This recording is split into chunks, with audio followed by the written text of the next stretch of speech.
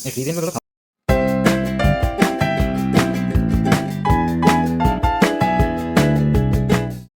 আলাইকুম, কেমন আছেন সবাই? চলে এলাম আবার নতুন একটি ভিডিও নিয়ে। আপনারা একটা ফ্রিজিয়ান গরু দেখতে পাচ্ছেন। গরুটির হাইট ছিল মাশাআল্লাহ অনেক বড়। এই গরুটি কিনে আনা হয়েছিল রোজার ঈদে। একটা সবাই মিলে গ্রামের মানুষ সমিতি করে সবাই একত্র হয়ে ৫০-৬০ জন যে প্রতি মাসে কিছু টাকা তারা এই সমিতিতে দেয় এবং রোজার ঈদের সময় এই টাকা দিয়ে তারা একটা গরু কিনে তারপরে সবাই ভাগ বটোয়ারা করে নিয়ে যায়। এটা তাদের জন্য অনেকটা সুবিধার, কারণ একবারে ঈদের সময় অনেক টাকার মাংস কিনতে গেলে অনেকজনের অনেক সমস্যা হতে পারে। এর জন্য এই ব্যবস্থা আছে গ্রামের দিকে। গরুটির হাইট ছিল মাশাআল্লাহ অনেক বড়। গরুটি কিনে আনা হয়েছিল হাট থেকে, কিন্তু যে টার্গেট করে কিনে আনা হয়েছিল সে অনুরূপ তারা মাংস পায়নি। কারণ গরুটি লম্বা হইলেও তার শরীরের তেমন ফিডব্যাক ভালো ছিল না। আর পাশে একটা লাল গরু আপনি দেখতে পাচ্ছেন। দুটা গরু কিনে আনা হয়েছিল একদিনে একই হাটের থেকে।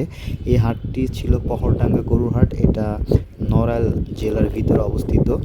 এই গরুটি কিনেছিল ২,০২,০০০ টাকা দিয়ে, কিন্তু তারা টার্গেট নিয়েছিল যে ৭ মণ মাংস হবে, কিন্তু দুঃখের বিষয় এই গরু থেকে মাত্র ৬.৫ মণ মাংস পেয়েছিল।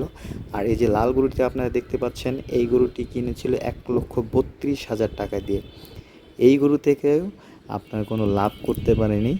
এই গরুতে আপনার সমান সমান ১,৩৫,০০০ টাকার মতন বিক্রি করতে পেরেছিল। এটা জবাই করার জন্য কিনেছিল।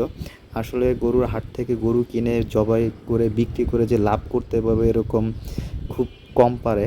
এটা একমাত্র সম্ভব একমাত্র প্রফেশনাল যারা কষায় তাদের মাধ্যমে। এই লাল গরুটি একবারে দেশি গরু।